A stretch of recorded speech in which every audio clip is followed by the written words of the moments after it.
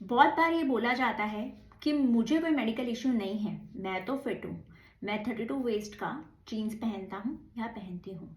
But आपको ये पता होना चाहिए कि बहुत सारे इश्यूज या वार्निंग साइंस हमें पता होने चाहिए सो दैट हम अंडरलाइन इश्यूज को स्पॉट कर पाए या फाइंड कर पाए।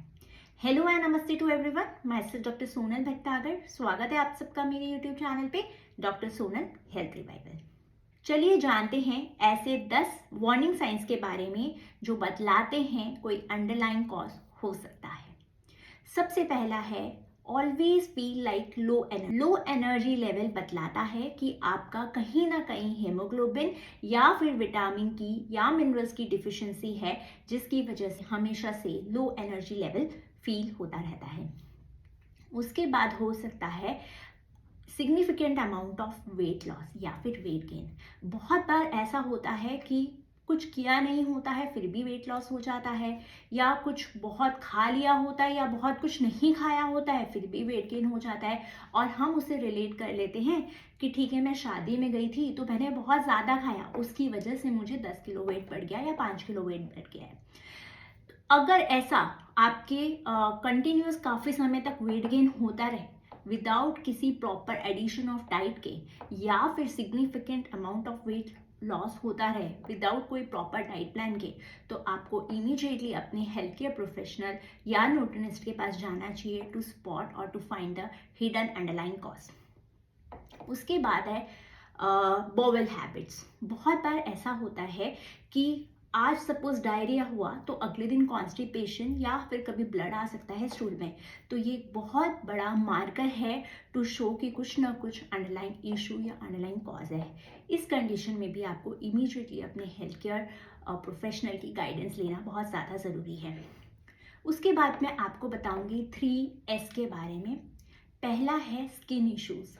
बहुत बार ऐसा होता है कि कुछ स्किन में इश्यूज दिखने लगते हैं, जैसे कि रैशेस हो गया, डिस्कलरेशन हो गया, या तो अगेन आपको कंसल्ट करना चाहिए हेल्थ केयर प्रोफेशनल और न्यूट्रिनिस्ट से सो दैट आप वो पर्टिकुलर रैशेस या डिस्कलरेशन का रीजन फाइंड कर सकें। दूसरा एस है स्ट्रेस।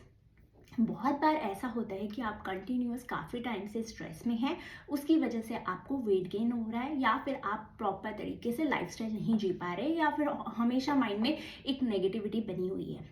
तो स्ट्रेस को रिलीव करने के लिए डाइट रिलेटेड फैक्टर्स या फिर अदर फैक्टर्स भी हो सकते हैं।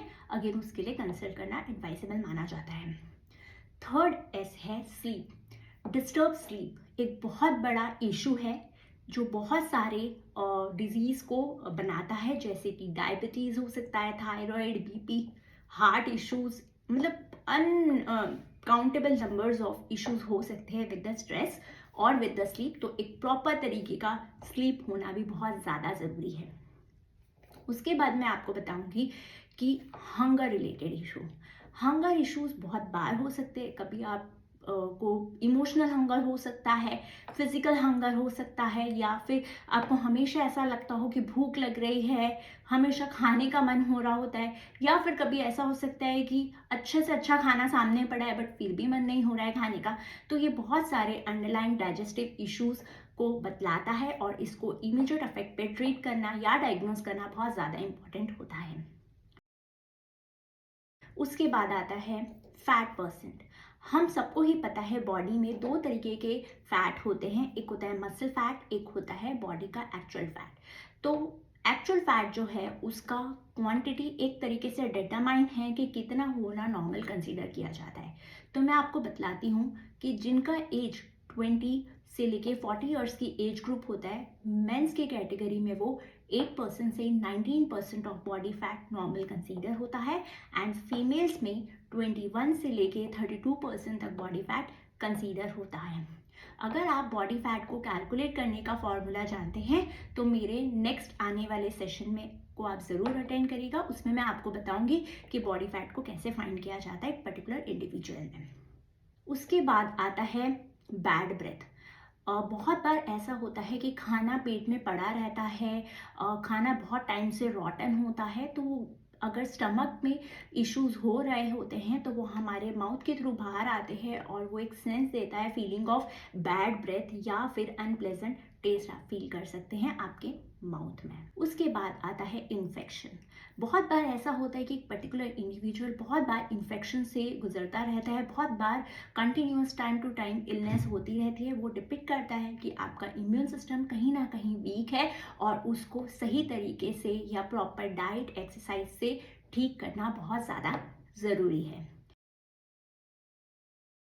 तो आज मैंने आपको अपने सेशन के थ्रू बताया कि ऐसे कौन से 10 वार्निंग साइंस हैं जिस पे हमें काम करना चाहिए सो दैट हम अंडरलाइन कॉज को फाइंड कर सकें एंड उसका प्रॉपर न्यूट्रिशन एंड डाइट या फिर हेल्थ केयर प्रोफेशनल की हेल्प के थ्रू उसे एड्रेस कर पाएं। अगर आपको मेरा ये सेशन अच्छा लगा है तो हिट लाइक एंड सब्सक्राइब करना ना भूलिए। और अगर आप चाहते हैं कि ऐसे ही मेडिसिन एंड न्यूट्रिशन रिलेटेड कोई टॉपिक से आप मेरे से जानना चाहते हैं तो कमेंट सेक्शन में मेंशन करना ना भूलिए। मिलते हैं नेक्स्ट सेशन में नए टॉपिक के साथ। Thank you.